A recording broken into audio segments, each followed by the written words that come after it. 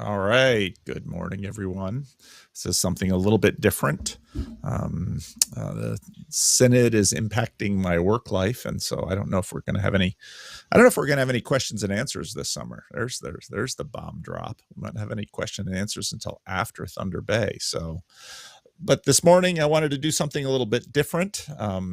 Saint Manuel, also known as Iron Root, had been asking me for some time for a while, and he's put in a lot of time on the Discord, so I wanted to do something a little different. So for the first hour this morning, he and I are going to have a conversation. Not quite sure what we're going to talk about.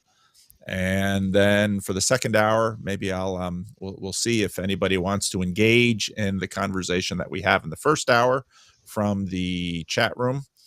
Or if people don't want to do that, then we'll just switch and I'll just mop up the few questions and answers, the few questions that are in the room. So let's start with a little bit of introduction, because those of you on the Discord server know this guy. He's got his own. What's the name of your channel? Get your own YouTube channel now. I have a YouTube channel called Agapic Orientation. Agapic Orientation. Interviews with people. Okay. Yeah, and the interviews are trying to highlight the virtues and values of people and how they relate to them in their life in the context of a specific subject. Can't hear Manuel at all. You can't hear Manuel? Nope, don't see your stream either. Where's the YouTube stream? I don't see the YouTube stream. It's YouTube there. Stream, yeah, YouTube stream is up. It was up a little bit late. YouTube stream is up. Am I audible there?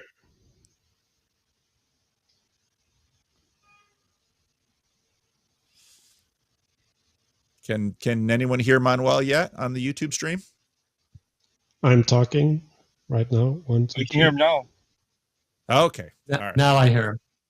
I love this. Okay, great. Yeah, it's we've got everything dialed in this morning. We've done a couple of things like this, but we haven't done many, and vMix can do it. So it just takes a little extra setup. And so here we are. Well, let's start with Manuel. Let's start with the old days when you were Iron Root and practically living on the server. What was that about? Yeah, I was in a bad space in my life. I think that was the point where I cut off all contact with the mental health support that was potentially there for me. Like, I was really disappointed. Like I was trying to get myself back together. And I was like, I need to relate to people, right? So I just hung out, which was just a fact. Well, I don't do that anymore, actually. But like, I just hung out with giving the opportunity for people to participate with me, and also trying to get myself out of the patterns that I was stuck in, right? Like, I was, I don't know, I think I was still gaming back then, right? So I'd rather do something constructive than game. How much were you gaming? Depending on the periods. I had periods where I just was gaming all day, and then there's periods where I just didn't do it. It was like an addiction, but it was to fill a hole inside of me more so than for the pleasure of the gaming. Like, I have these two ideas where you have a positive reason to do a thing, right? Like, so you want to achieve something, or you're running away from something, right? And like all the time I was just running away. So whether I was gaming or doing other things, I was trying not to deal with something else effectively. Well, we were going to talk about nihilism today. How does that figure into your thoughts on nihilism? Were you, one of the things I realized, back in the early days when I was having a lot of randos conversations with people who were watching Jordan Peterson, that was about 2018. And one of the things I realized is that a lot of the people I was talking to had been experiencing, is depression the right word? I mean, it looks like depression, but when I mean, let's talk about it this way. What are the symptoms of this nihilism that people seem to be trying to banish from their lives? Well, so the nihilism, in the way that I experienced this, was the inability to find purpose in what I'm doing, right? So Okay. that was literally the way I described my state of being, where like I was able to do things, right? So I had capacity to do things, but I didn't know what to do. Like I didn't know a way to find the things that were meaningful to me to participate in, and so it was a problem with the positive formulation, right? Like I want to do this for this reason, right? So in different way to describe that is I didn't have a container to participate in, right? Like I didn't have this higher purpose, but I did have a sense of the higher purpose being there, right? Like I did look for it, right? Like I knew it was missing, but I didn't know how it was missing or whatever. So I know I was 17 and I said, like, I would love to believe in God because then my life would be a lot easier, but I can't, right? So like I said that, and like because I saw the value in having God give you meaning in life, but I didn't see a path to that, and I didn't see a way of participating, and so it wasn't an option for me. So like if Viveki talks about like we can't go back, right? Like I think he's talking about that tension there, but like I think I got back. So like I disagree. Well, let's okay. Why? Well, let's first talk about this word container. You do a lot of things with Mark, and Mark has this channel called Navigating Patterns. I don't know. I don't know if that's really a great name for a channel, but that's the one he picked. No, he didn't pick that. You didn't pick. Did you give him that name? Yeah, that's Did he get my that from responsibility. you? Sorry, people. Oh, yeah, but he put it up on his channel, so he's the one to blame. We're just going to troll and tease people here. So you and Mark often talk about. Now you just talked about the positive and the negative, and you just talked about a container. I thought was a really terrific conversation this week with Rick Rapetti. And I remember when he was telling his story, I included that in the part that I clipped from Vervaeke. And I remember Mark jumping in and saying, well, he doesn't have a container. And you just used that word, and you just used that word in terms of yourself. What do you mean by a container? Right. So there's a couple ways to think about it, because you can make them big and smaller, right? So you can have a real big container, which is that in which your life exists, right? Like that contains your life, right? Like in the way that you understand things, right? So that's like a worldview.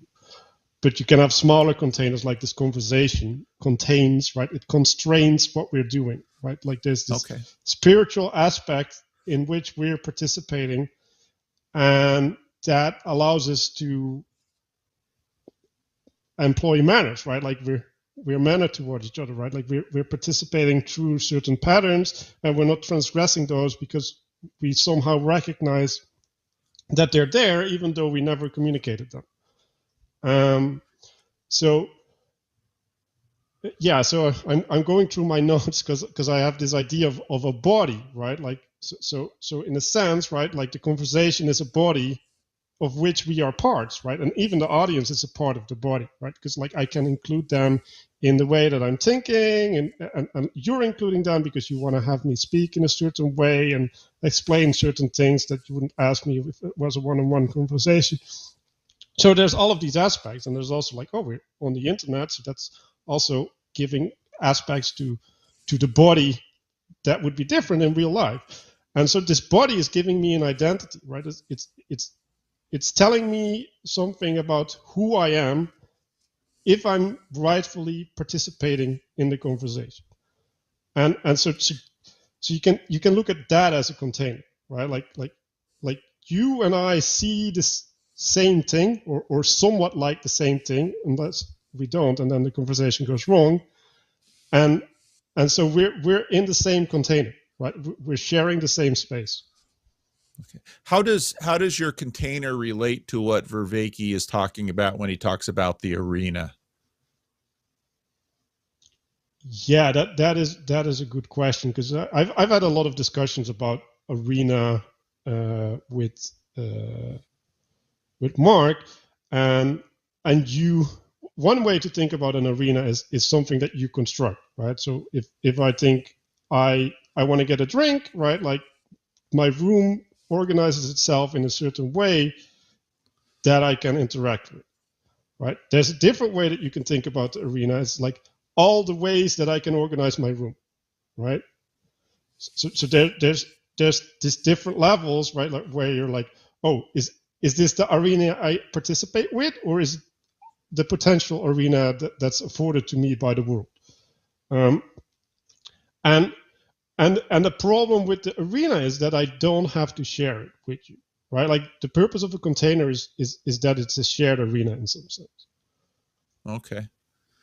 So now you related this container to God, or an idea of God, and you related that in some ways to nihilism. A lot of people that are in this space right now would articulate something similar to what you just did, in terms of there's a you're lacking a container, you're lacking well, let me ask you this. What does that container afford you? Yeah, so if we share a container, right, we can have agreement about our identity, right? So I know who I have to be in relation to you, and you know who you can be in relation to me, and as long as we share that, we can work together, we can cooperate, right? And also, if I share a container with you, right, like, and I can see the things that you're seeing, that allows for intimacy between us, right? And if the more of the containers that we share, the more intimate we can become without having to attune to each other, right? Because we're already sharing this as a pre-existing condition of being a Christian, for example, right? Like if you're a Christian, you're sharing things with other Christians, and so you don't have to re-establish that when you're meeting other people. And I think the problem is that if you're not having this shared container, which is what's happening in society, right? Like we're setting these containers like race or whatever, right? And like how do I participate in that container, right? Like I don't want to participate in that container even, because that I don't think that's a good container, right? And so what does that do is like you label yourself in a certain way, right? And you're saying, well, I'm in this container, right? And the container has a hierarchy as well, right? And that allows me to cooperate with you in a specific way, right? But the problem with all of these specific containers, right, like that don't hold the option for potential, right, like to step out of the specific hierarchy into a new one. All of these containers, they are effectively tyrannical, right? Like either you participate in the way that I want you to participate, or we cannot cooperate at all. Like there's no capacity to have intimacy. Well, I think a lot of people listening to this will hear container, and that sounds, now having explained it a little bit, I think I have a pretty good mental picture of it, but that's going to be a new word for a lot of people. And before you use the word God, how does God function as a container? Right. So a different way of conceiving of a container or something that's close to a container, right? Like I would say it's maybe the point of emanation that creates the container is a body, right? So the church is a body, right? So participating in the body is participating in that specific container, right? Like so God is by definition the container of being, right? Like he has to be. And And and then a family is also a container, right? And a church is also a container, right? Like whereas there's a shared space, there's a shared history, right? Like there's a shared culture, there's a shared understanding that affords intimacy between the members, independent of them attuning them to each other individually, because they have a shared experience. Okay. A shared experience, a shared narrative. I mean, that the containers are in many ways constructed over time, correct? Right. Okay. Now, you keep talking about intimacy. What do you mean by intimacy in that context? I mean, pastors sometimes get, lose their jobs because of certain kinds of intimacy. What do you mean by that word? Well, intimacy, I think, is best conceived of as the quality of a relationship, right? So the quality is maybe conceived of as dimensions of the relationship, right? So I can relate to you through words, right? But I can relate to you through words and tone. I can relate to you to words, tone, and gesture, right? Like, and when I do all these things, right, and I can do certain patterns in my speech, right? And when I do these things, and you're able to understand or relate to them at least, they give an extra level of intimacy, right? Like they give an extra level of understanding. They give an extra level of you participating with me, right? Like you can get into it and you can use that, or you can use all of these things to get a better picture of what I'm trying to communicate, right? So the more channels of shared reality that we have open, the more intimacy there is between us. Okay, so intimacy is the multiplication of relational connections between us. Well, that's better intimacy. Intimacy is just it's not a measure, but it's the levels of relationship. So if I right, and I think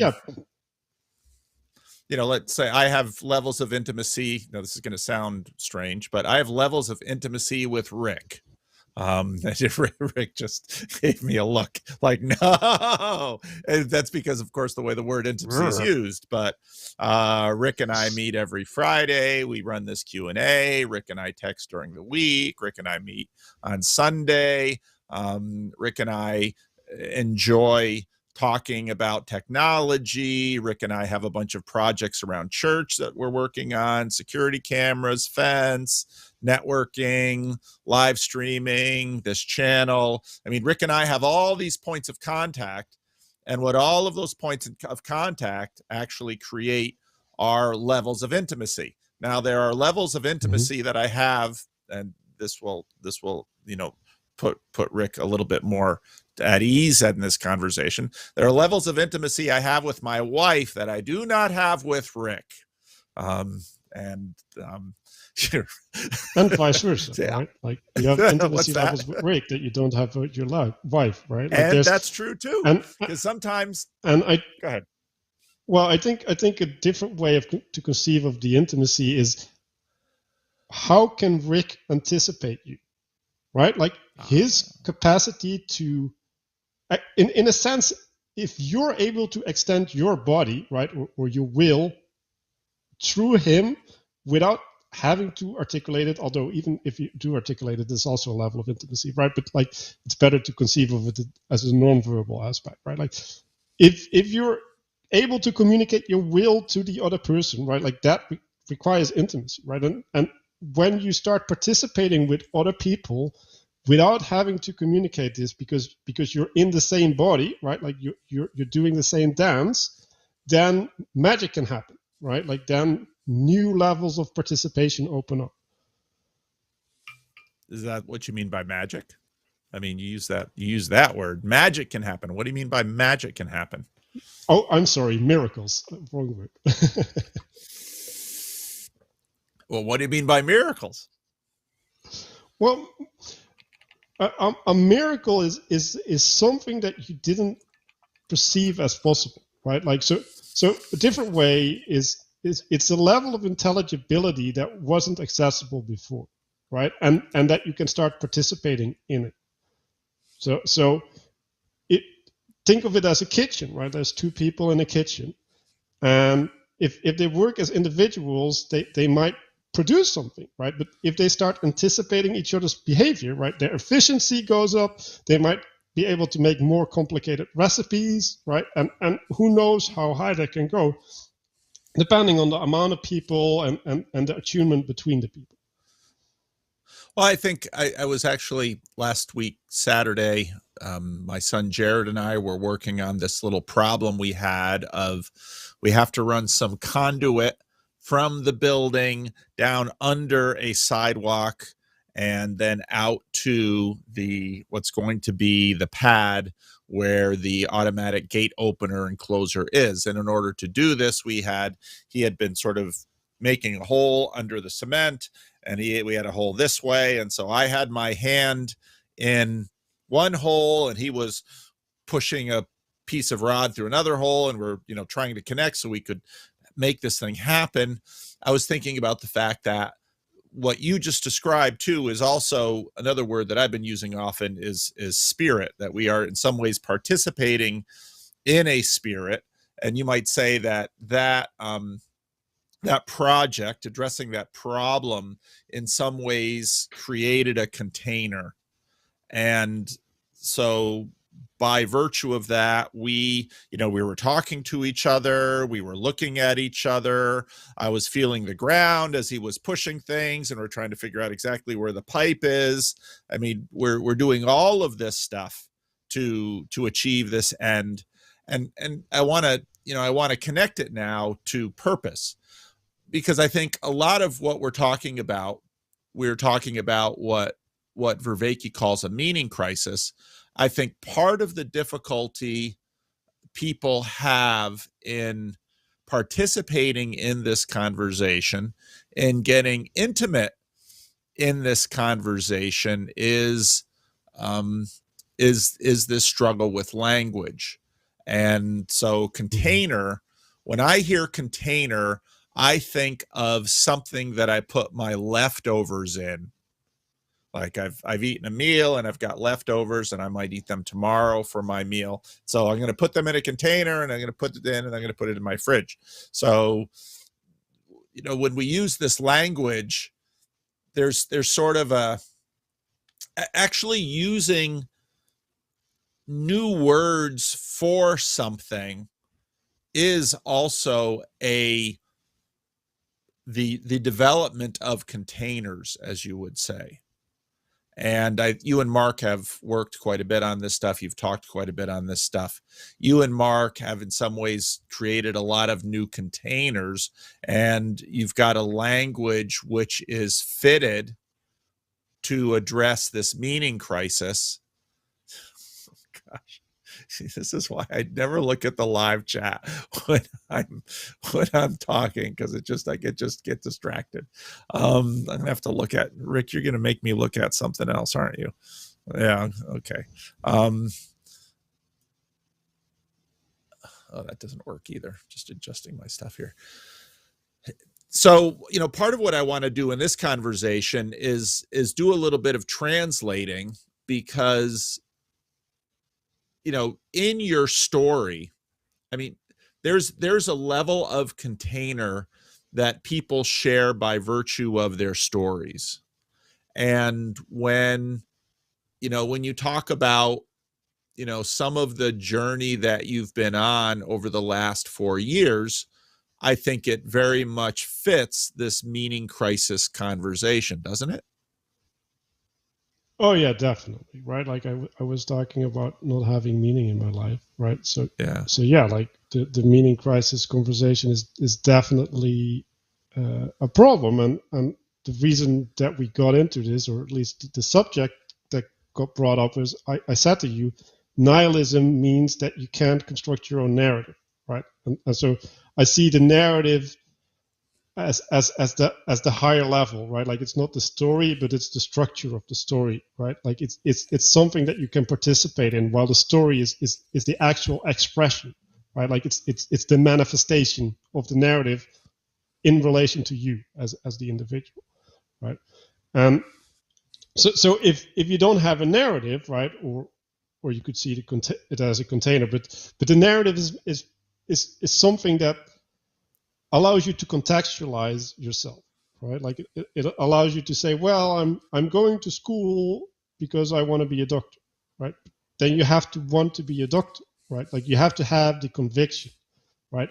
Or a different word is it's a belief, right? Like I want to be a doctor is a statement of belief, right? And then when you go study to be a doctor, right? Like you need to have faith that you want to be a doctor, and that faith allows you to keep participating in that story, in that narrative, right? Or in the body that you constructed, right? Like, and so if you lose faith, you will stop putting in the effort, right? Like it will dissolve.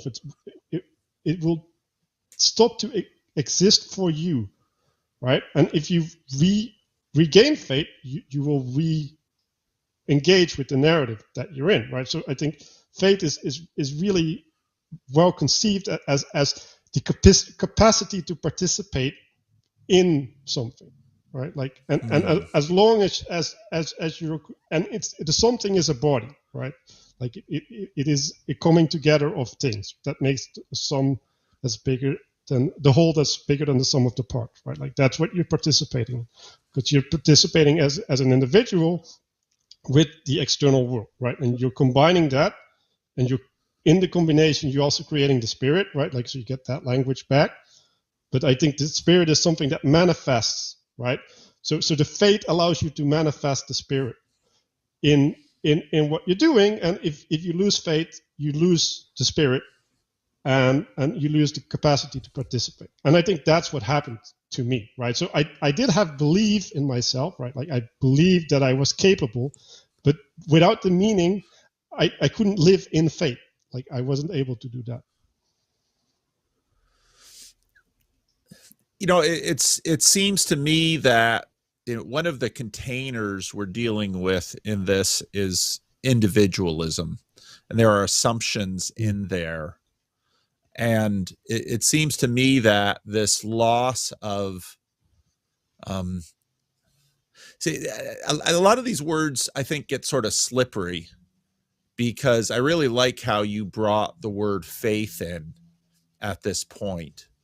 And I think it's a good way to bring it in, because the pit of nihilism that you fell into. Well, let's talk about that a little bit. What's it? I mean, surely there must have been a point in your life where, and I don't mean in this sense necessarily Christian faith, although that's obviously not disconnected, but that at some point in your life you lost something and nihilism got its grip on you. What was that? Yeah, I have no idea. What I connect you lost to it, meaning. like, right. Well, I don't know if I ever had it. Right? Like I just did. That's interesting. Right? Like I just did. Right? Like things happen. You just do them. Right? Like that's how you get into life. I think meaning is something that you construct later. Right? Like I don't think a baby has meaning. Like I don't think it's capable of having meaning. I think it's a higher level concept. And I distinctly remember that I was having a day, and I just squandered my day or something. And the next day I was like, it doesn't matter, right? Like I'm in the next day, like I can make new choices again, right? Like it's like a reset, right? Like obviously that's not completely true, because if you do that a lot, then you suffer consequences over time, right? You can't just keep doing that, but in some sense, like I got convinced that whatever the exact implementation that I did the day before didn't affect me the day later, right? Like, and it wasn't in the sense that, oh, like if I cut myself, then like next day I wouldn't have the cut, but it was like it didn't change my life, right? Like I could have I might as well not have had the experience. That was the sense that I had. Huh. That's interesting. So in other words, there's almost, so before this meaning crisis, you just did. You went to school because you were told to go to school. You ate because you were hungry. You, went to work because, you didn't have a level of self-consciousness. And so in some ways that the meaning crisis was the result of a certain awakening. Is that kind of what I hear? Yes, right. So I identified a hole inside of myself, right? And I knew it needed to be filled, right? And it's the hole of meaning, right? Or different ways it's the hole of intimacy, right? Like I wanted to have intimacy with, well, you'd say God, right? But like you can make lesser versions, right? Like the people around me, the world as such, right? Like, and I wasn't able to instantiate that intimacy, right? And so and this is in my notes. I think if you don't have the capacity to fill that intimacy, what do? You use a hierarchy, right?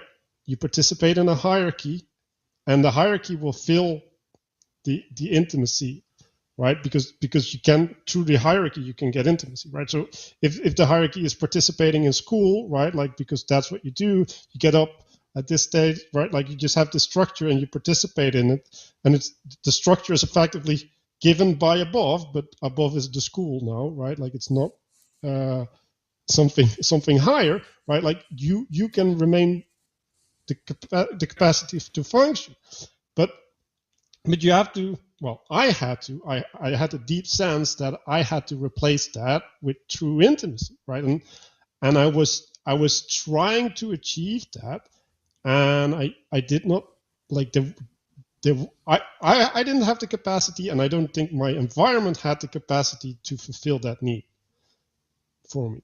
Interesting.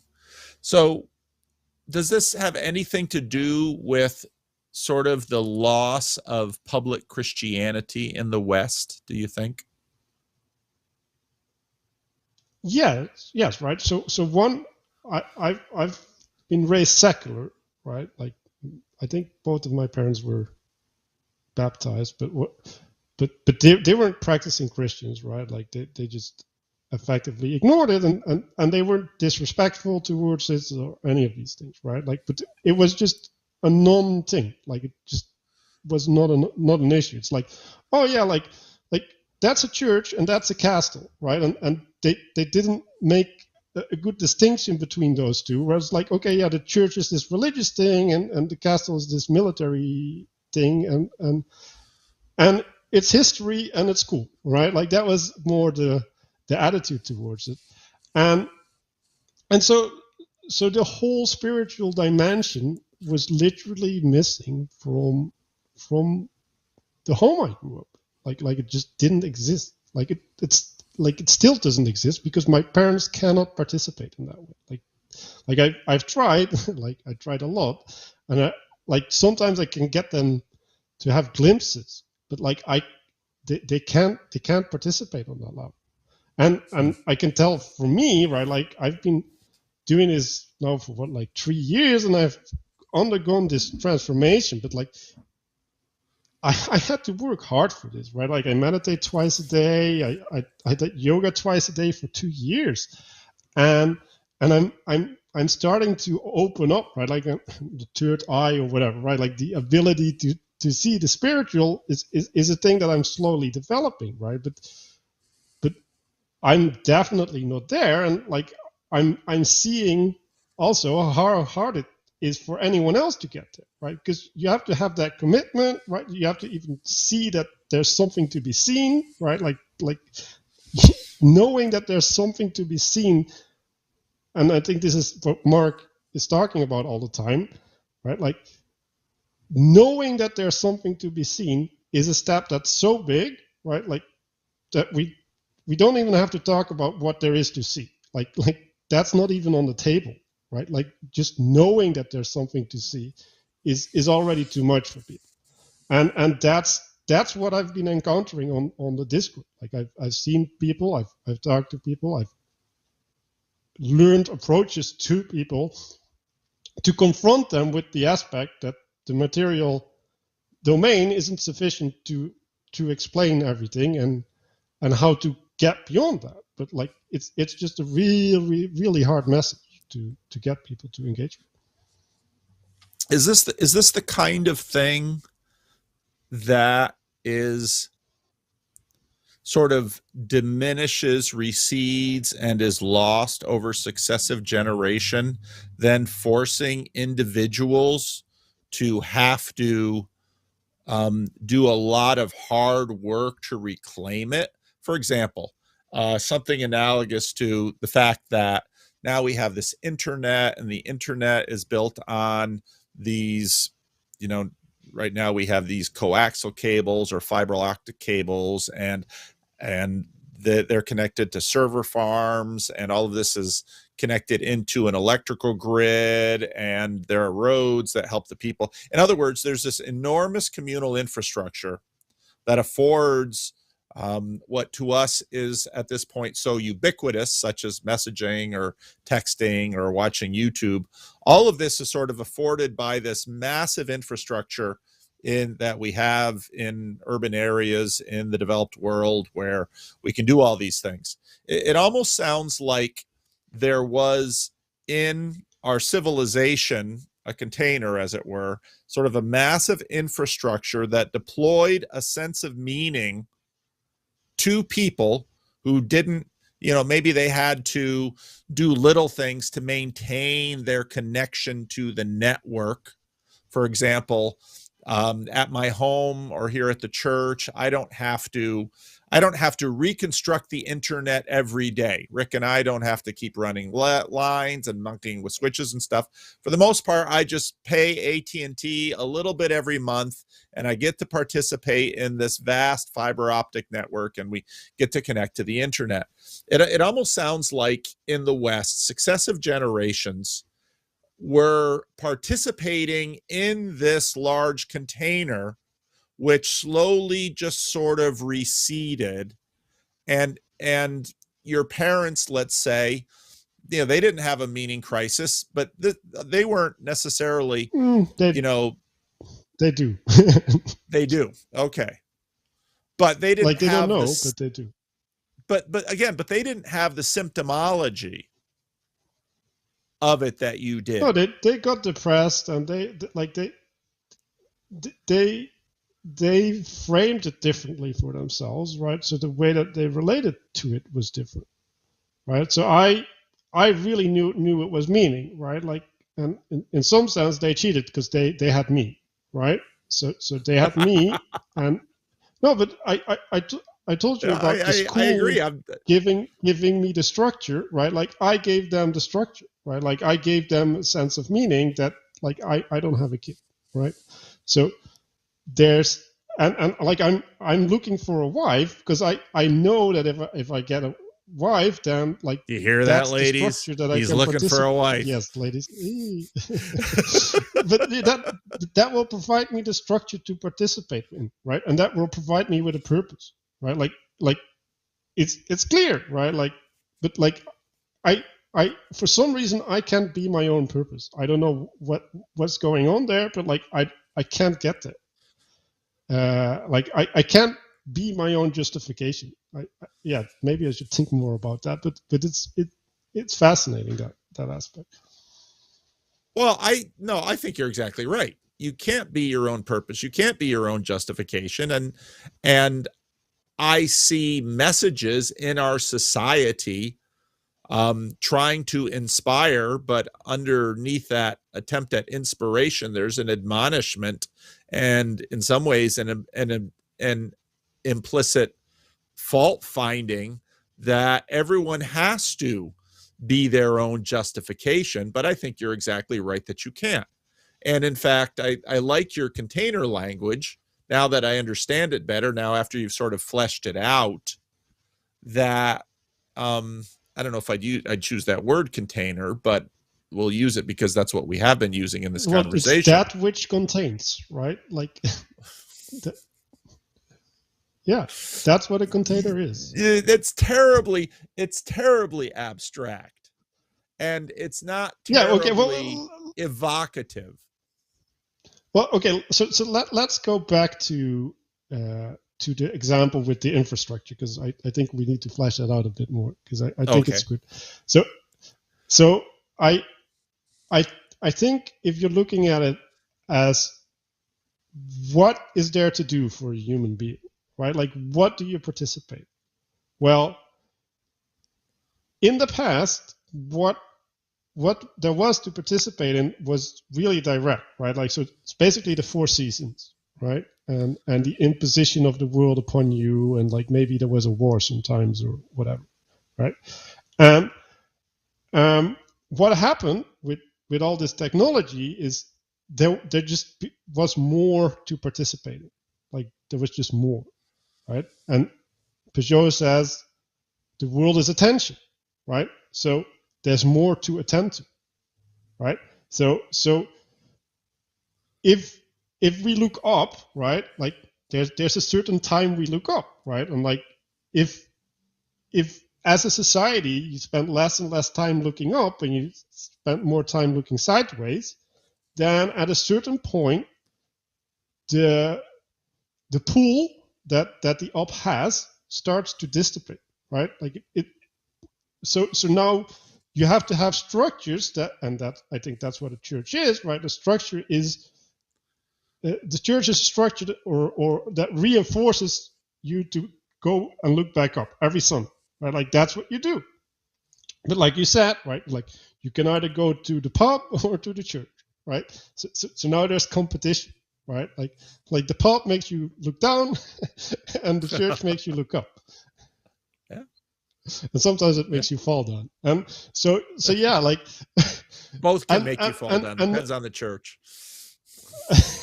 Yeah. So I noticed that Rick Rapati said that he got taught this silly idea about babies going to heaven or not, and I was like why is the church teaching this, right? Like, why is this relevant? Like is that really what you want to teach kids, right? Like shame on you, but whatever. Like so I think they failed horribly, right? Like that's not teaching people to look up, like telling whether babies go to heaven when they die or not. Like, so you don't get people to look up that way. Like, that's just horrible. And apparently that's what the religious people thought was an important message to people, right? Like, it's like, oh, we do the fire and brimstone message, right? Like, you need to be baptized and you need to stand in line, but that's not a good message, and that I don't think that's what's in the Bible. But I should read it more. Well, part of I think what we're, I have an understanding of why Rick got some of the messages that he did from church. I think part of what the church has struggled with is we started out talking about using this word container here.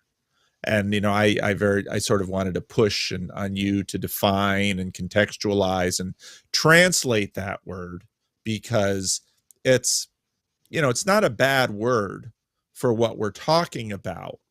But again, someone just stumbling onto this live stream, hearing all this talk about containers, might think of Tupperware or a garbage can.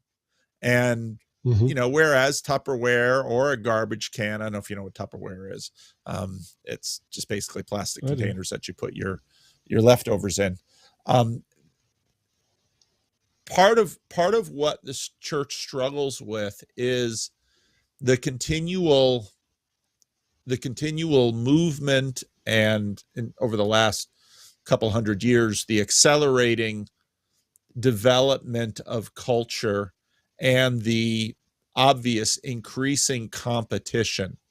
In some ways, the church wrestles with the affluence and success in many respects of our cultures to at least afford the experience of meaning.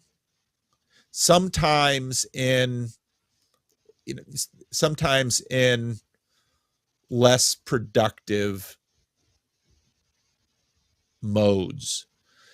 For example, I mean, so we talked about video games a little bit. There's, in my opinion, generally speaking, there's absolutely nothing wrong with video games. There's really one video game that I play Civilization, maybe about every 3 or 4 months. I think, I want to play some more Civilization, and I play Civilization for 2 or 3 weeks, not continually, but within that span of 2 or 3 weeks, I play some Civilization, and then by the end of it, I'm kind of done with it, and I don't touch it again for a few months.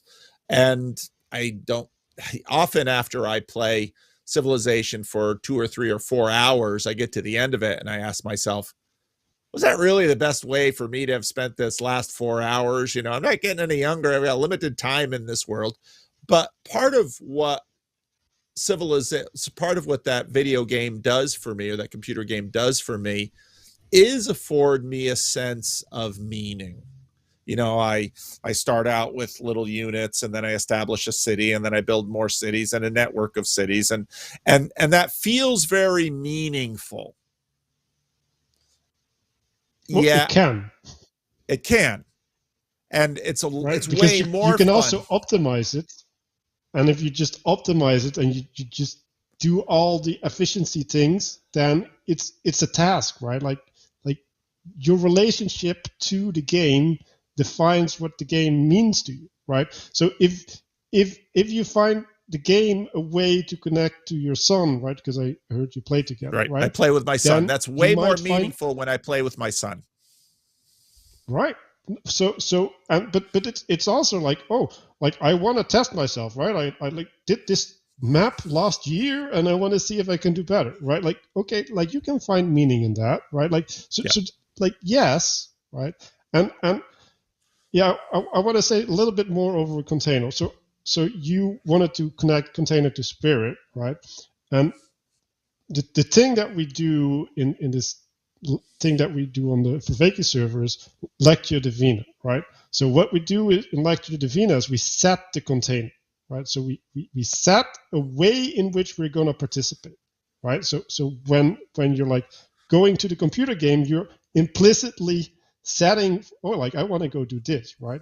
But Christians also set containers, right? So if you pray before dinner, right? Like you're setting a way in which you're going to relate to the food that's provided to you, right? And that's really, really important, right? Because when you're saying, church is giving ways to be intimate, right? Or to have meaning, right? Like highlighting the way of participation is the magic, right? Like it doesn't mean that you can participate with gratitude for the dinner, because maybe you don't, but making that available, right, and cultivating that over time is super, super important.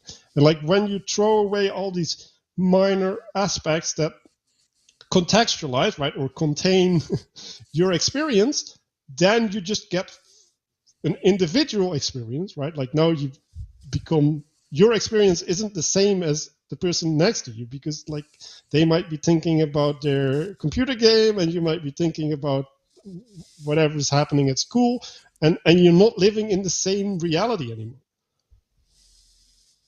So then the container, the heightened awareness of the container, the attention to the container, then brings, in church, and we do a lot of things to sort of bring the attention in, and even as a minister, one of the things that I do is I preach a sermon, and one of the challenges that I have homiletically with sermons is to gain attention, hold attention, direct attention, and have that attention direction then get into people's lives, into their behaviors, into their thoughts. I mean, that's really what sort of a sermon is designed to do. Mm-hmm. And for Veki's, Awakening from the Meaning Crisis also had that aspect, right? Where he's like slamming the table, right? Like he's embodying all of these aspects, right? Where it's like he's giving you ways to participate with what he's teaching. And I think that's the magic, right? Like that's one of the things that I really, really liked about Vervaeke's Awakening from the Meaning Crisis. Like, holy cow, he's giving a different way to engage with all of this stuff. Because when I was in university, right, like they said, well, like you have this list of amino acids and you're just going to have to learn all of their quality, or what is it, qualities, whatever, right? Like their attributes, right? So like, why do I want to do that? Like, that's just a total waste of my time, and it's demeaning, and it's useless because I have a computer, right? So it's...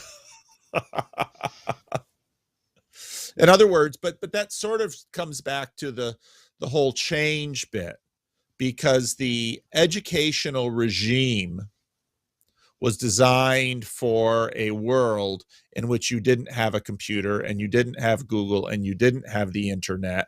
And so therefore you had lecture, textbook, rote memorization, regurgitation onto a test to demonstrate that you could hold that information in your head about the amino acids.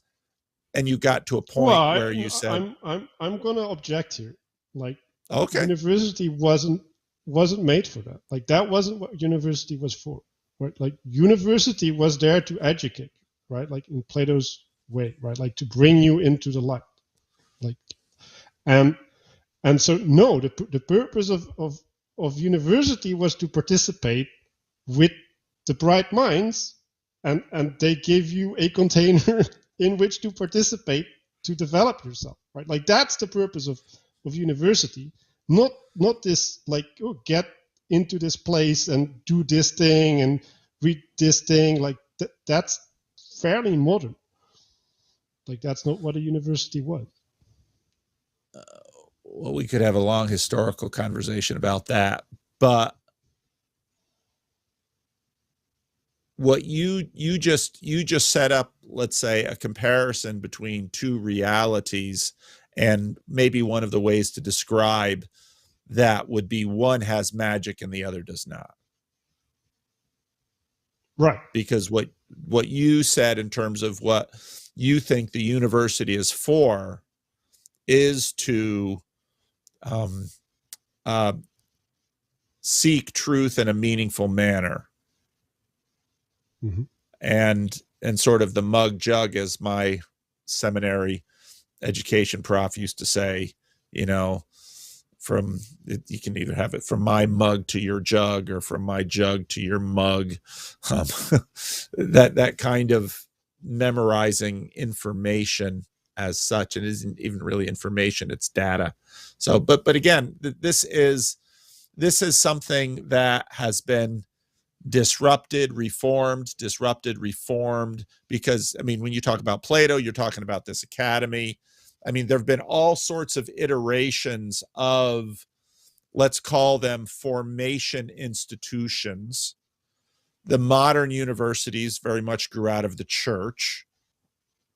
And a lot of the, as I mentioned in my Rick Rapetti conversation, a lot of the transformations in modern university have actually happened quite recently, because, you know, at the beginning of the 19th century, all major, you know, at least universities in America tended to be run by religious, tend to be owned and run by churches, and their design was to train clergy and at some point teachers. And then, of course, you had the rise of science, and then over the last 100 years, we've had the complete transformation of the academy into, for the most part, vocation formation. Yeah, farms. Yeah, farms. Well, I'm keeping my eye on the time here, and we have 5 more minutes before the hour. So I don't know if you wanted to interject anything other. If not, otherwise we'll go to the broader voice chat room, and see if people have questions for us, or they want to weigh in on what we've sort of put out there so far. Yeah, I wanted to blow more minds. So there's faith, and then there's hope, and then there's love, right? So I wanted to put those three in relation to bodies, right? Like, so faith is your capacity to participate within the body, right? Whatever body you created. And then hope is the ability or whatever, the process of recognizing new potential bodies to participate in. And then love is the maintaining and growing of the body. I like that you're appropriating Christian nomenclature. And of course, that trio comes from 1 Corinthians 13. Faith, hope, and love, and the greatest of these is love, the Apostle Paul says in 1 Corinthians 13. So I don't know if you grabbed those three intentionally from 1 Corinthians 13, or there's another reason why that triplet sort of grabbed you. Well, yeah, this triplet is what I am more opposed to logic, reason, and rationality, right? So logic, reason, and rationality is what relates to the material world, right? Like we're trying to structure the material world around us with these aspects. And then the faith, hope, and love is something analogous into the spiritual world, right? Like so that's our relationship to the spiritual dimension of being. And so, yeah, I have a bunch more, right? But you can have faith through the material, right? Which is faith in emergence, right? And then you can have faith in the emanation, right? And those are different ways of participating. And if you just participate with the emergence, right? Like if you only participate with what already has manifested effectively, right? Then the potential is locked, right? Like you're in a closed world. You can only participate with what is already there. Well, when you have faith in the emanation, right? Like the world opens up for you, right? Like the potential opens up. So yeah, like I wanted to put in materialism and spirituality there, and have the upper register and the lower register be in context of faith as well. Well, you do have a YouTube channel, so you can always make a video. And maybe if someone asks you a question along these lines, you can elaborate. So let's open up now. If someone on the YouTube chat, do you have the YouTube chat in front of you too? No, I can get it. Oh, because it's interesting. Because Bazani, followed up a little earlier on what you said. So if you have a question on the YouTube chat that you want to put to Mark and I, you can go ahead and put that Manuel? in the YouTube chat. Or if you're in the Bridges of Meaning voice channel for this, if you want to put a question to us, the line is open. So, or if you want to make a point connected with one of the points that we made, or if you just want to make a comment about the language, go for it. So, all right. We're waiting.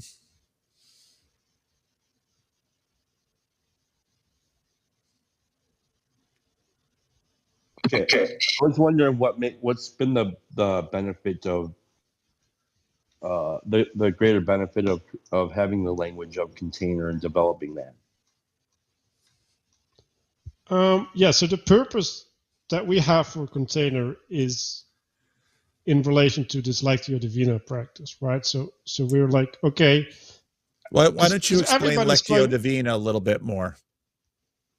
Right. So Lectio Divina is where someone reads a text, and we start with a poem, which is like poetic, right? Like it's opening up, and so the person lets himself get inspired by the poem, and the poem then will create a world for that person, right? They will envision a world as a consequence of the poem that they try to envision, right? And when they have this world envisioned, and the world is supposed to be ideal, right? Like it's supposed to relate to an ideal or a virtue.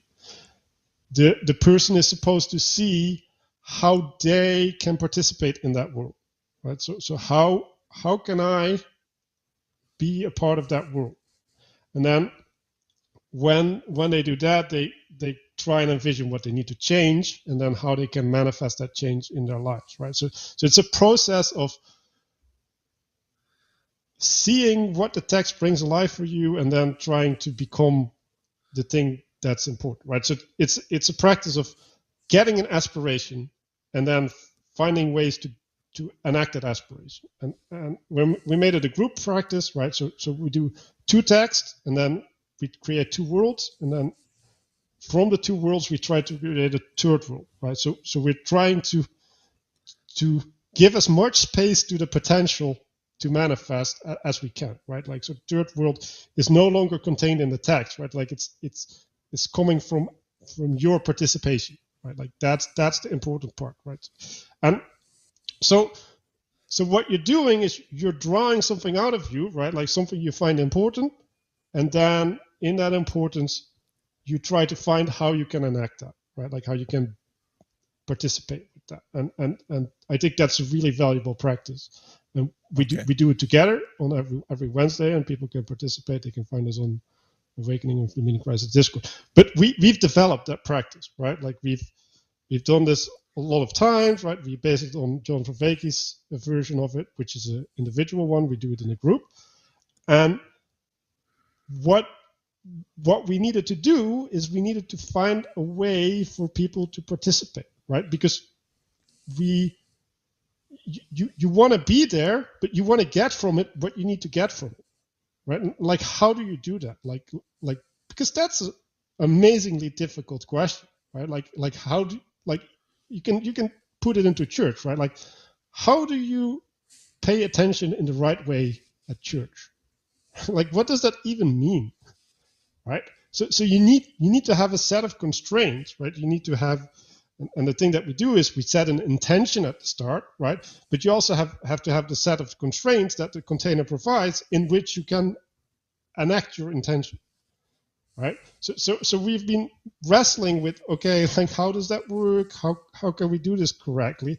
And this idea of a container is magical for us, because what we see John doing and all these other books or whatever, right? Like, they give you a procedure, right? Like, do A, B, and then C, right? But that's not helpful, right? Like, if you just have A, B, C, like, every individual is going to enact that differently, right? And so especially if you want to participate in a group, it's important that you somehow make a translation from a procedure to something that can be participated with.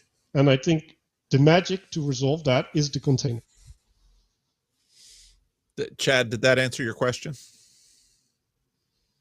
Yeah. So, okay, here's another question to add to that then. What kind of trouble have you ran into, if any, while utilizing and developing the language of container and the other kind of seemingly insular language that you're using?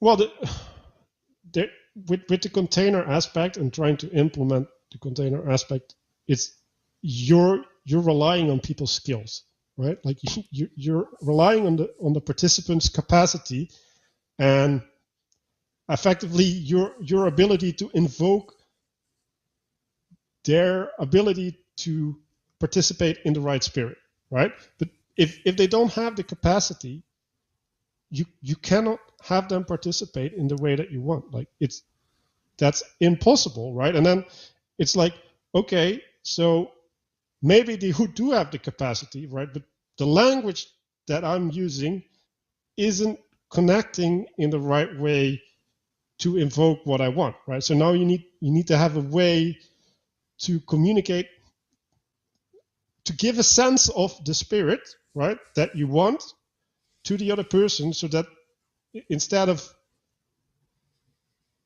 giving them the structure to be in, you inspire them to participate in the right way, right? So and language is what we're limited to manifest that, but but yeah, you want to do this magic thing again, right? Like where you're appealing to the right things in the person.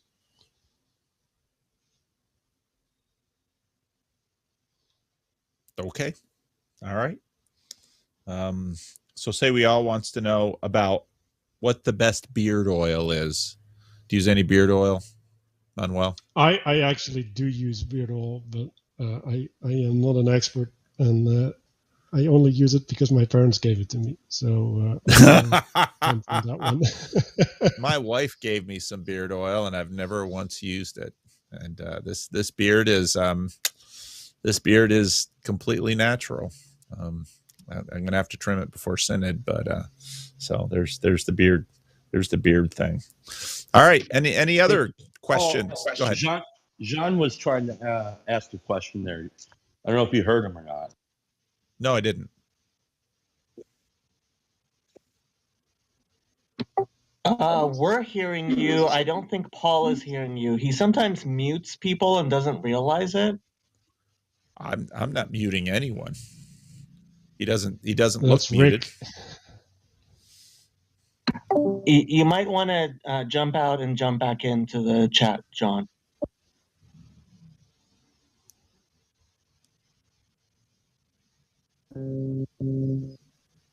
Is it better now? Oh, I just heard something. Yeah. Yay! Okay. So it's really hard for me to follow this conversation and Manuel's thinking, and I think a lot of it has to do with language. Okay, so I'm a Christian, so I have been educated into speaking Christianese, and it's quite a large language, and lots of people speak this language. And what Manuel said about the exercise he does in the creating of the worlds and merging of the worlds and then bringing those things into reality makes a lot of sense, because that kind of creative activity will found a language. So it seems like a lot of what Mark and Manuel are doing and the other guys that are involved are, because they're meditating together and effectively because they're praying together, they're founding this new language. The problem is they're the only ones that speak that new language. In normal rational discourse, people aren't founding languages. They're speaking the languages that they've been given. But when you ascend into meditation, mysticism, you're encountering things that aren't languaged yet. And then those things language. And so you've just invented a language with 12 speakers. And then an advantage of Christianese is that there are millions of people that already speak it. And so if you're speaking Christianese, that's good. And if you're meditating and innovating with a language, I already have a jumping off point to understand. Versus like what Manuel is saying is more difficult to me than even a lot of other intellectual and philosophical talk, because he's engaging in this creative thing of founding a new language. Well, what do you think? That's a big compliment. It's like, oh, creating a new language. It cuts both ways. Yeah, no, like fair enough, right? Like, yes, the language is there for a purpose, right?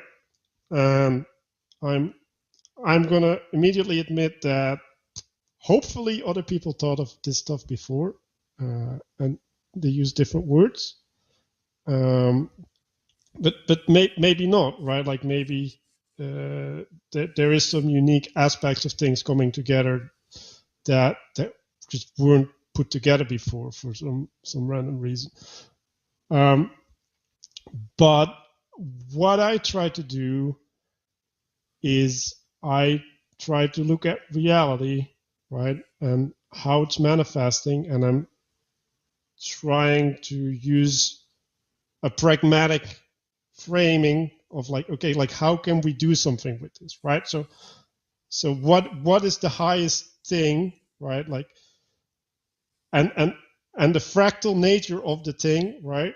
Like, because that's what I want to do with the container, right? Like I want to have the container ideas is something that fractally applies upon every level, right? So that's the way that I'm trying to think, right? Like I want to have these these things that can always be true and that I can relate to. And Christianity obviously has its own version of this, and like I don't know if it's fair to say that all the Christianese people are talking about the same things with the same understanding, because I definitely don't believe that's true. But yes, right? Like if there's a heritage and there's a way there, like I have not created the way there, right? Like that doesn't exist yet, right? And the way there has been the journey that I and Mark have embarked on, and the needs that we had to fulfill with the tools that we had. So yeah, I don't know if that's a good answer. Well, I'm not going to understand what you mean until I meditate. I don't think it's necessary. That's going to be true for almost everyone. No, I don't think it's necessary at all. I don't think the meditation is part of the things that we say. Like, I don't think that's true. Well, I think Sean makes an amazing point, because what he's basically saying is that language is in some ways a function of an already established intimacy of relationship, intimacy of experience.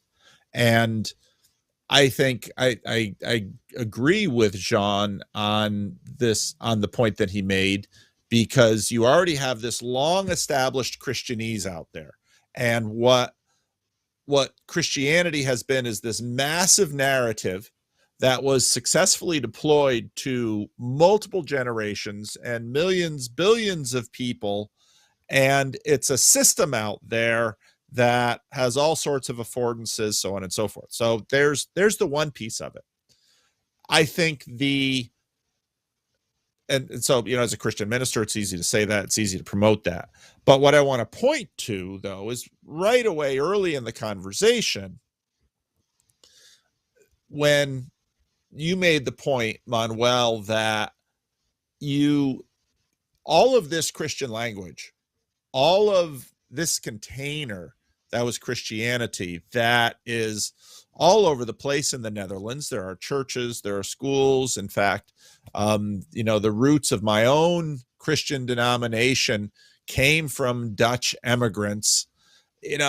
Something happened along the way where there was a failure of plausibility, a failure of performance concerning the language.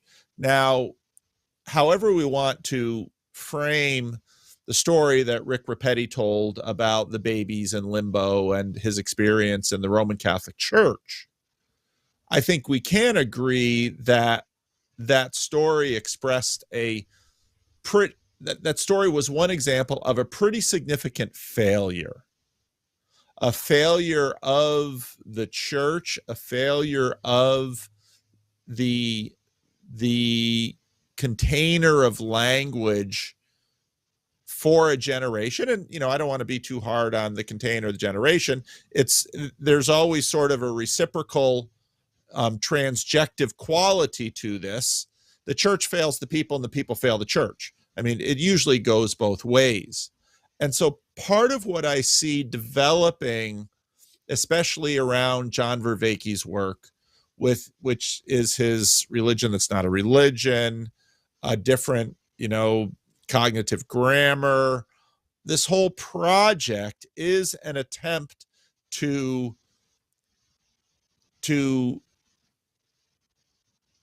I'm not going to say establish a new container, because I don't think these containers are actually established by us or necessarily created by us. I think it is much more of a reciprocal endeavor, as is Christianity, where you wouldn't say that all of this language is simply creating containers and creating things. You believe that you are also discovering, and that when you are working in this ecology of practices, if you are meditating, pursuing Lectio Divina, that you are not just simply creating something, you are also discovering and participating and interacting with something very real that is affording meaning. Did I get that right? Right. And yeah, and I think it's even more important, right? So if we take that framing, right, like, so we're interacting with something which is spiritual, right, because it's not manifest in materiality, right? So, and it would be the Platonic realm, effectively, right? So if we relate to that, then my words are pointers, right, or they're sign, well, they're symbols to represent things out there in the realm, right?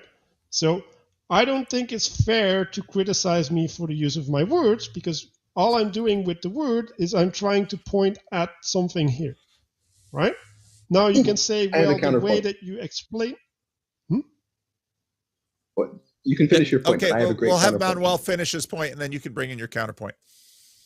Well, you can say that my description of what's in the realm is not good or incomplete or inefficient or whatever, right? Like you can have many criticisms about that, right? But all I'm trying to do is point at something in the best way that I can, right? And like I use the word container because it's a good description of, right? Like the word is literally meaning what I'm trying to express as what I see, right? So I have a way of perceiving that allows me to relate to this concept, and that concept is affording me a bunch of things, right? Like it allows me to look at reality in a certain way, and now I can act out a bunch of things that I couldn't act out if I didn't have the word.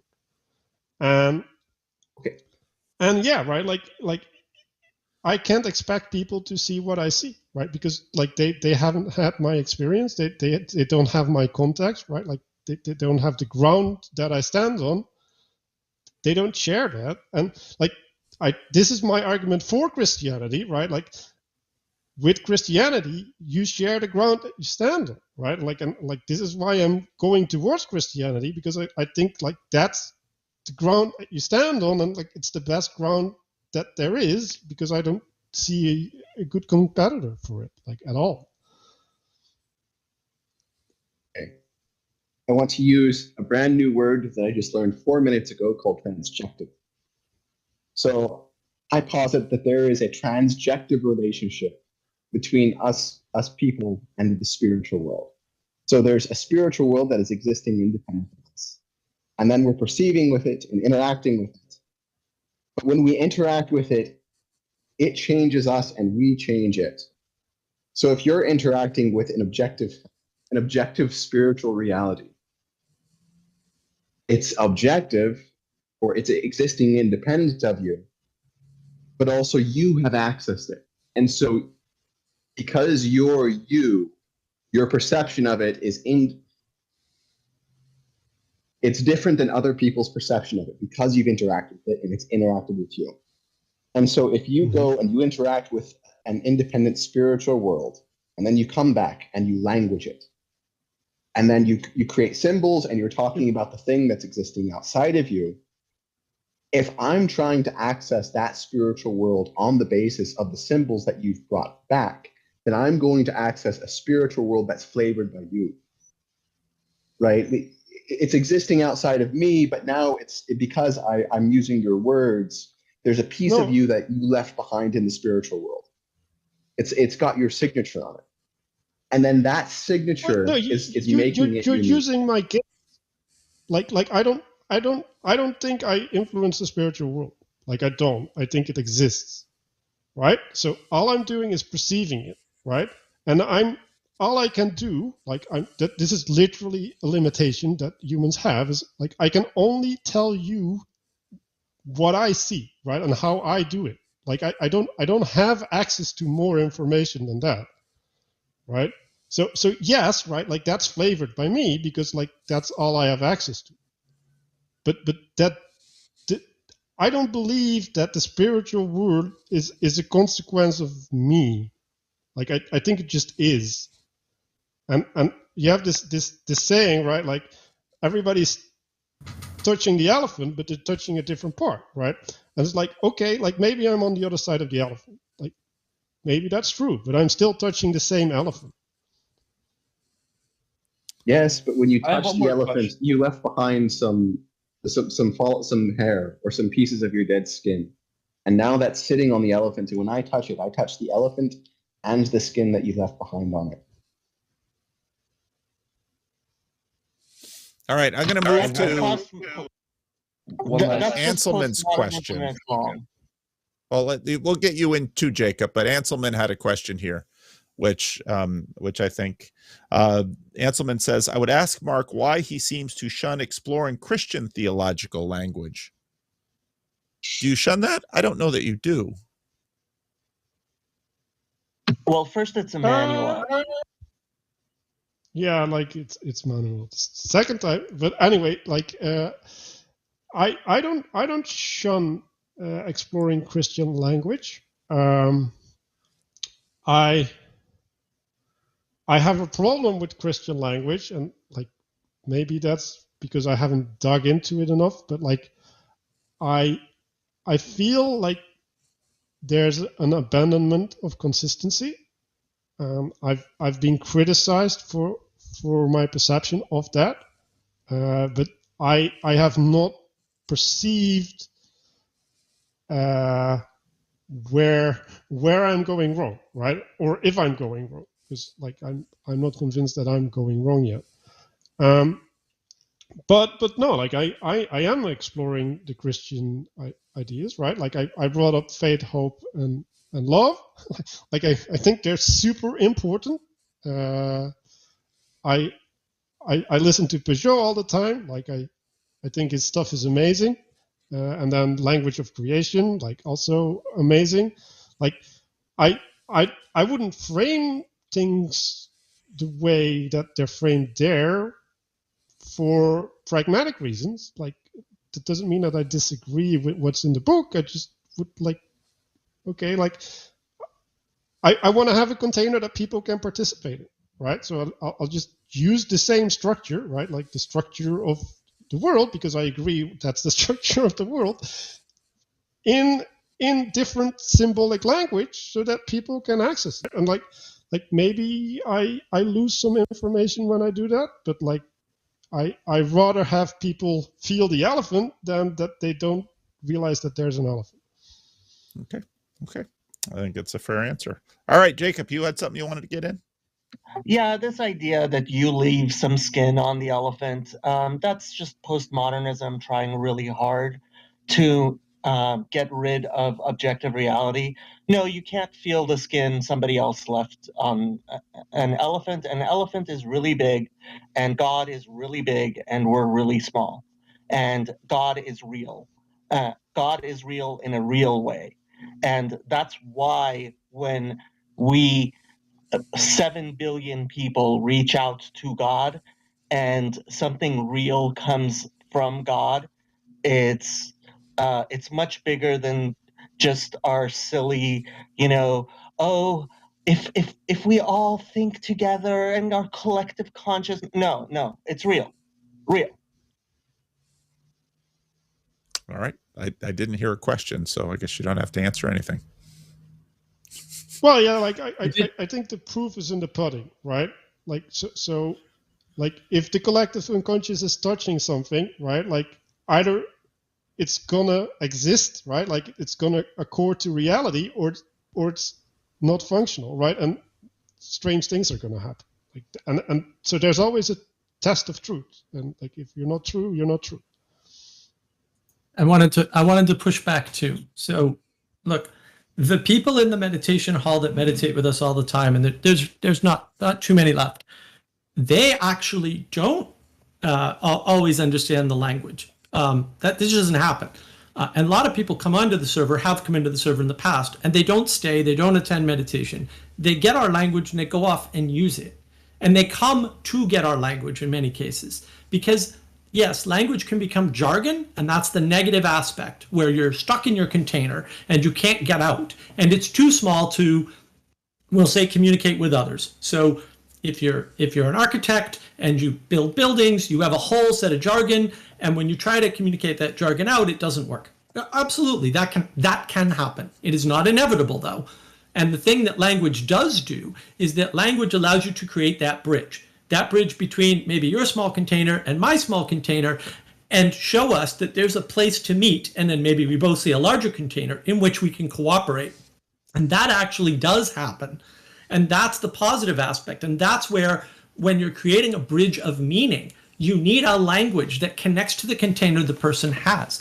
So, and you know, there's a point in that, yeah, if you're a Christian and you have all this language and you're all set with it and it's working for you, and I have no doubt that it is, right? I'm not casting aspersions. That's great. But what Vervaeke is talking about, and the people Peterson are reaching, do not have that language.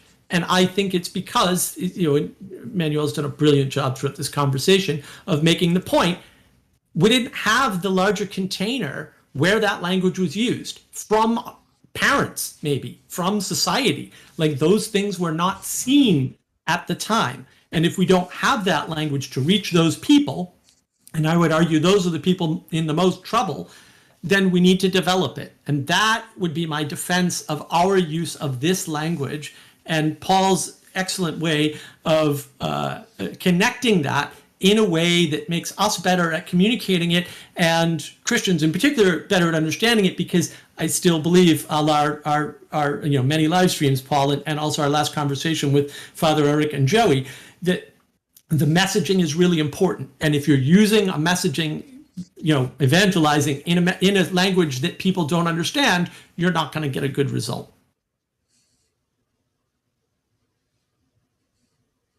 Yeah, I think that's well said. I think that's the big question is, well, like how do you provide a language to a person that they can understand, right? And now it's like, and this is my experience, right? I'm like, so when I talk to people, I somehow intuit where they're at in relation to the elephant, right?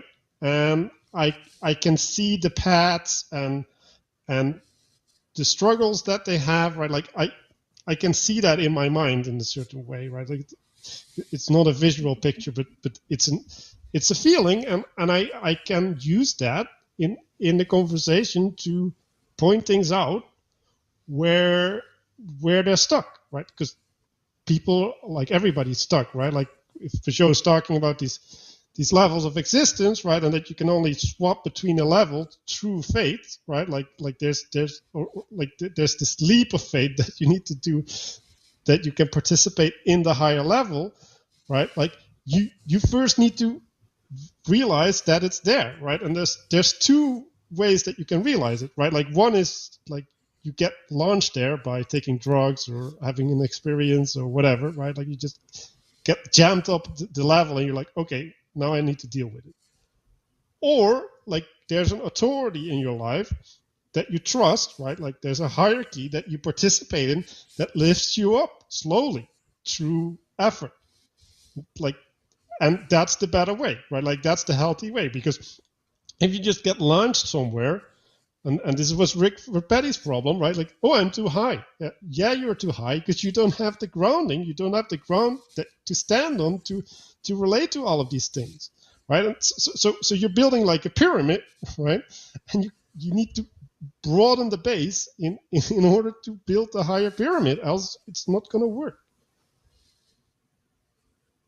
And I think, so I'm about to, I just put a comment in that I'm just going to pause the question and answer till further notice, just because June I'm doing Synod, July I'm on vacation, August I'm on vacation, and then in Europe, September I'm in Europe, and then in Canada. So I've got a lot of travel, and I'm going to have to make sure that Living Stones gets all they can out of me when I am back in Sacramento. But I'm about to go for the next 2 weeks, with the exception of sort of the estuary events before and after Synod. I'm about to participate in in my church community. We are going to sing songs. We are going to talk a certain language. We are going to do all of that in a very in-depth way, in a very intimate way. And that, you know, when I am at the Synod of the Christian Reformed Church, I I'm there with classmates. My mother and my sister are actually coming to Grand Rapids after that, so I'll be meeting with them. I'll see my uncle. I'll see my cousin. I'll see people I've worked with for years. There's all these levels of intimacy, and we're very much nested within a common story, set of language. In fact, our language is so contextual that, it's all this Dutch Calvinism, and we have all this in-house stuff. It's extremely in-house and it's extremely intimate. But that in-house and intimacy is also incredibly insular. And many of the people that I talk to on this server and on the internet channels, none of that is, I love it if they in fact want to take the language learning journey of coming into this community and being a part of it. That would be wonderful. But anyone who has ever, especially after the age of 25, attempted to learn another language, and perhaps even a dead language, let's say Koine Greek or Biblical Hebrew. If you want to learn Hebrew, you can talk to Jacob, because he has a great Hebrew learning class and course. And I hear there's some people on the internet charging like $300 a month, and they don't even know Hebrew. And Jacob will teach you just for the joy of it. I told him he should charge, because the more you pay, the more it's worth. But anyway, learning a language is an intensely time-consuming thing. And part of the struggle that the church has right now is that all of these language silos are segregated. And so I know some people felt very threatened when they saw what John Vervaeke was doing, but I actually see his project as positive, in the sense that I suspect the further he goes in, and I think I've seen that over the years that I've been relating to him, he is probably increasingly going to see at least the value, and I think we've seen that in him, the value of what Christians have been talking about for a very long time. And there will be a meeting of the minds. And then the further, even as I watch people in this realm explore this language, just as I think we've seen with Manuel today, suddenly he discovers that, well, faith, hope, and love, those are really important elements in this language world that I've developed. But once you use those three, now suddenly you have this bridge to 1 Corinthians 13, where, faith, hope, and love, and the greatest of these is love.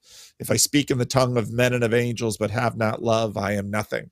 So I suspect that this search for language has actually been part of the ongoing project of the church all the way back to Antioch, where they didn't, people were picking up the ideas of Jesus and they didn't know what to call them, so they called them Christians. And Justin Martyr, who was a lover of philosophy, but then discovers Christianity and tries to put them together.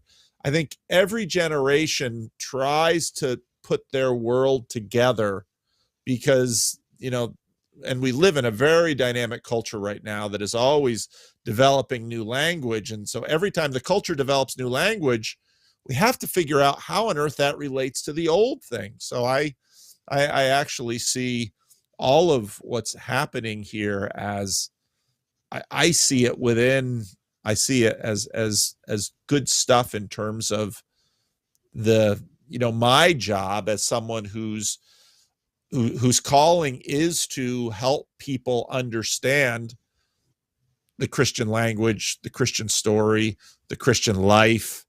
And part of what I saw when, I saw Peterson and what was following him, what he was sort of turning people onto, was an opportunity to say, okay, we're using these words. Here's some other language. And maybe you grew up with this language, maybe you rejected this language, but actually there's a huge amount of infrastructure around you. Some of that is churches and buildings, and some of that is language and theology and ideas. And let's see if we can compare notes. So that tends to be how I've seen it.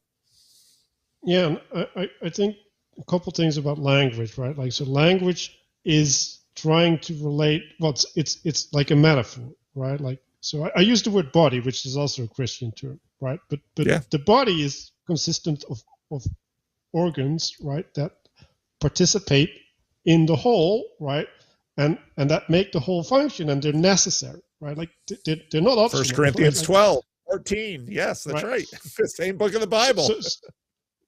So what is happening, right? Like, and I'm going to use a new Vervaeke word. It's an acceptation, right? So you use something that's functional in one domain, and you're applying it to a different domain, and it gives you a certain functionality. It gives you an intelligibility that you can use to sense make where you're at, right? So when I'm looking for words, like, this is the process that I'm in, right? Like, I'm trying to say, well, does this word, right, like the physical representation of the word, allow me to have intelligibility in the spiritual realm, right, in a fractal way? Because that's really important, right? Like, the fractal-like nature, right? Like, it has to be recurring on all the levels, right? So that, like, now I have an actually universal tool that I can use, right? And that's the process that I'm engaged in, right? Like, I'm like trying to look for these things, and I hope that through finding all of these ways, I get this discernment, and like I have full confidence that, like, I'm gonna land at the same things that Christianity landed on, because it's true, right? And else Christianity isn't true, and so, like, that's my belief.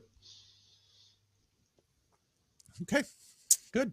I got a question real quick though. Doesn't it kind of seem like, I mean, hasn't modernity been doing the same kind of thing all along in a sense? Like, you know, in a way where, especially I guess with like the post-Protestant where we are now, where it's like everybody kind of has their own language. So it's kind of, that seems to be a fractal pattern where we're all engaging in the same kind of thing that you're doing.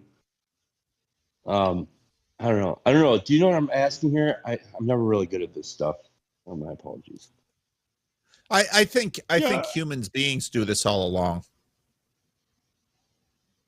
I think it's unavoidable, right? Like if I see something, I need to give it a name. Like, am I going to study Christianity for 15 years to randomly find a name in a book, or am I just going to give it a name? Yeah, twins do that. Twins wind up with their own little language sometime, and at some point, you know, nobody says, okay, you got to adapt that language to the world, but twins sort of do that, and I think that's pretty common to us. Jean, did you have another question? I saw you unmuted. Oh, yeah. I don't quite know how to put this, but with all this talk of languages, it brings to mind to me that when the Holy Spirit appeared at Pentecost, one of the first things that happened was gift of tongues, which is, you know, when Peter starts standing up and speaking, and all of the people start hearing him in their own language. And so with languages, one of the chief functions, I think, of the Holy Spirit is the bringing together unity in the body. And I think part of maybe even the first task of that is to giving understanding in all of these different languages. Yeah, I think that's right. And I think that's, you know, when I look at how much church work, you know, a lot of church work is, you know, there's singing and there's liturgy and there's music, but pastoral work is a lot of talking and listening. And so often when let's say someone is troubled or angry or hurting or something like that, so much of what I do is I sit and listen to them to try to understand, because not everybody is equally adept at language. And like Manuel said, you kind of have to take the language you've got. That's where you're starting from. And that language is idiosyncratic, has everything to do with the household you were raised in and the neighborhood and all that. So you got to start with the language you've got. And what often happens in pastoral situations is I sit and I listen and I listen and I listen. I begin to understand their language. And then hopefully I can come around them and say, okay, we've got this language. Let's see it through a new frame. And I use language in that way too. And hopefully then we can begin to discover a joint language together. And in the process, I can lend them agency, I can lend them faith, and hopefully that will bring them agency and faith and healing and hope and all those good things. Yeah. Oh, Paul, and a bit more. You just said frame. Is that a container? Because now when you said frame, that made container. That made total sense to me.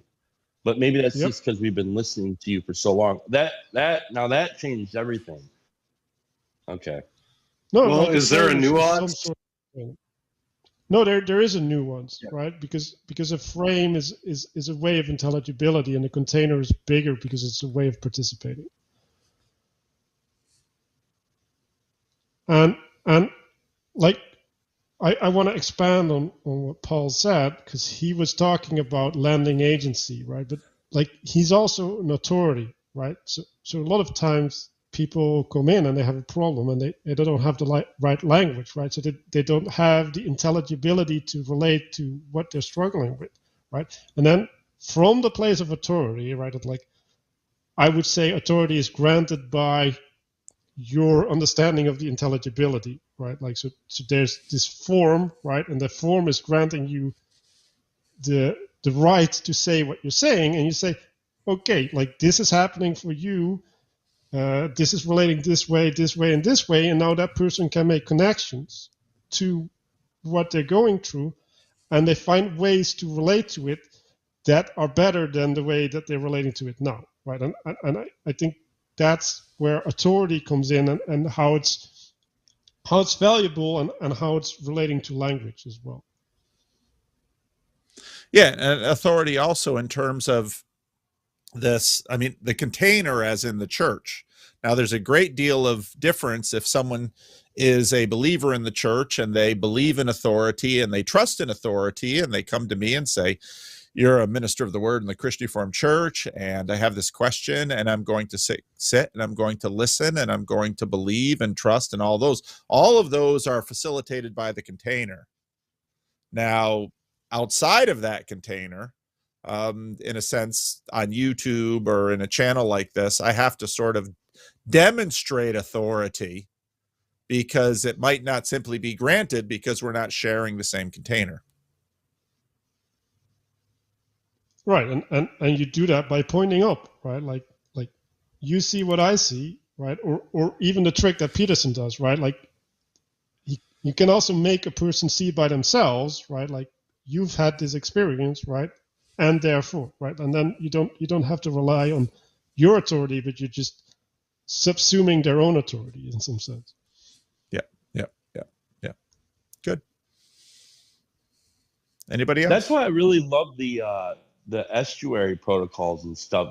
It allows for like this kind of dialogos or trilogos or quadrilogos or hexalogos to like happen where we're all in the container and we're just kind of like throwing all the stuff in our pockets on the table there inside of the container, and then all of a sudden an understanding starts to I guess emerge. It's an interesting thing. So I have to think more about this container stuff. We decided that bell peppers were the coolest containers, though.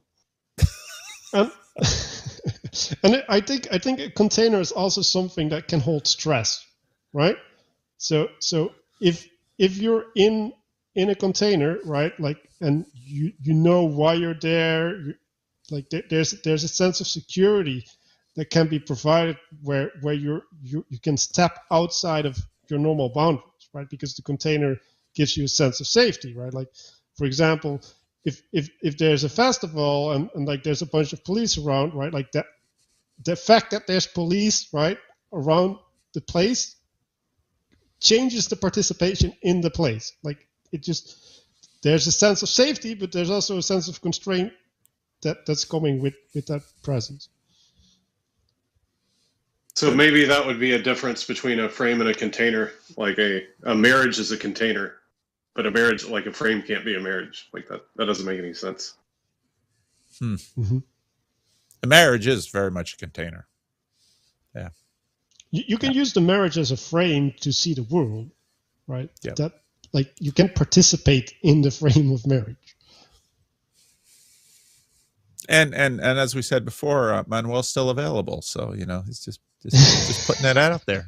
Putting that out there. We're on the internet right now. Hey, you never know boy. who's watching. Oh, yeah. Chad's already married. So if you love that deep voice, sorry, he's already taken. Damn it, Chad. Anyone else? I'll Anyone keep you else in want to mind. jump in? If anything happens, Manuel, I got you, boy. Uh-oh. I've seen your basement, dude. There's a question from YouTube chat. It was kind of asking. I guess I'm paraphrasing heavily here, but you know, Manuel, with your practice of Lectio Divina and stuff like that, what are your thoughts about actually like joining a church where things aren't quite as, you know, potentially quite as freeform as that? I am in the church.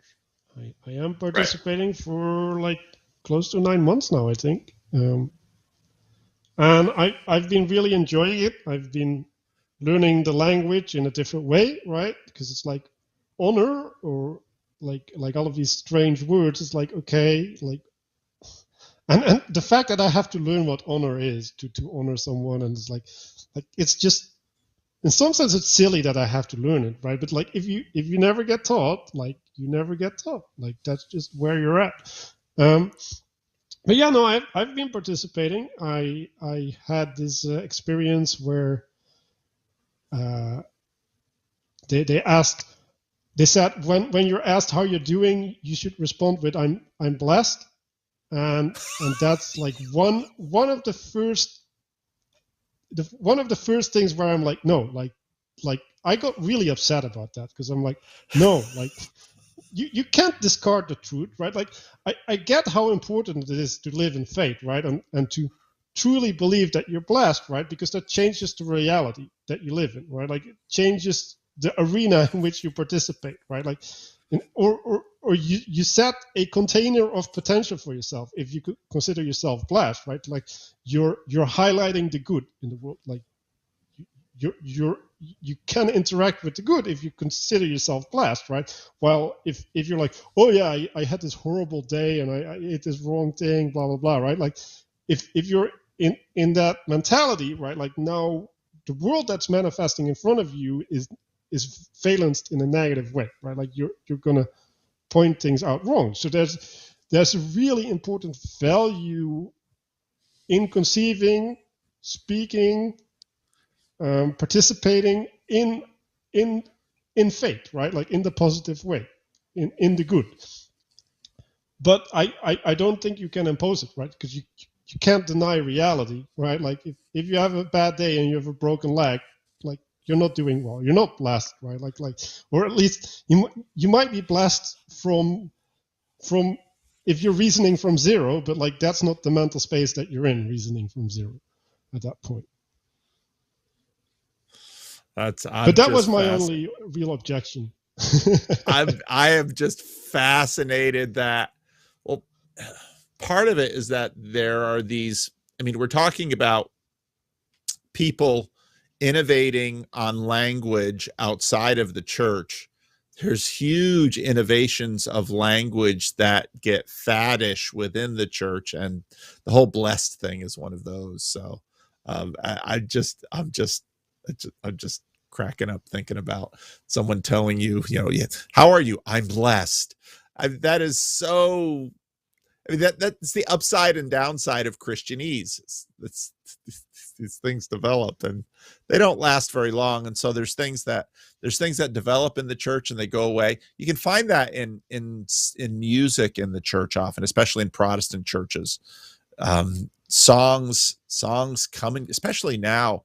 I mean, it used to be that the change was so much slower. Now churches constantly have new songs, and sometimes they'll, Pete will bring up a song. It's like, yeah, we used to sing that a lot 10 years ago, and now we hardly ever sing that. So churches are very living, dynamic places. So I'll tell you, I would love to be a fly on the wall and watch you interact with your church with all of your, because that's what's so much fun as a pastor, is when people like you come into church because you're taking it seriously. You're taking the language seriously. A lot of people are just kind of shrug at things, but you're going to take all that language seriously. So it's good. It's good. Yeah, and I think these songs, for example, like, because I'm just standing there, right? Like, especially my first time there, and they're singing these songs, right? And it's like the blood of Christ, blah blah blah, right? It's like, oh my God, what do I do with these words, right? Like, like how do I relate to these words? And it's interesting that like there is an intelligibility, right? Like I can conceive of things in a way that wasn't accessible to me before, and like because of my meditation experience and my awareness of what goes inside of me, like I can track it, right? Like, so it's really interesting to go through that experience, right? And like have this world literally open up and see how it opens up and see the things that it's affording, right? Like as a consequence of opening up. And yeah, so these songs are for me like portals, right? They're like, oh yeah, you're like, I do like Lectio Divina on them when I'm saying them, because they're opening this world for me that I can now see. There's a psychotechnology. It's a powerful one. Mm-hmm. And the more you sing them, the longer you live with those songs, it becomes even more powerful. So yeah. Any other questions or input? Maybe this is a good time to land the plane then. Don't not quite yet, Rick.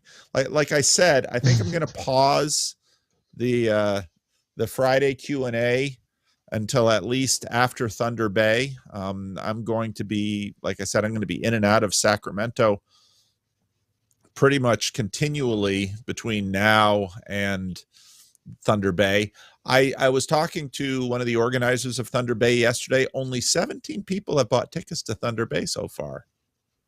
So y'all got to step it up. We don't want this thing canceled. And there's still a lot of room available. And all of the 17 people who signed up also signed up for Airsoft, or Paintball for Jesus, as someone calls it. So yeah, that's coming up in September, and I'll make sure that there are links in the show notes below where you can sign up, because that's going to be, I think, a really tremendous event. And I mean, the organizers are focusing on, making sure that there's access to each other, because I think it'll kind of be a language convention in that sense, and we'll all be working on language. So any final thoughts you want to leave us with, Manuel? Well, I'm going to wrestle you when you're in the Netherlands. You're going to wrestle me? Oh, that should be fun. We'll get really intimate. How much do you weigh? I think we already did, weight class? Paul. Like, I weigh in about 245. Okay, yeah. Yeah, I don't think I get there. I heard you're even bigger than me, so that's like, oh wow. I'm sorry for you. Like I had this experience in India where, yeah, I'm 6'2", and I'm like, I don't know, 160. So girls,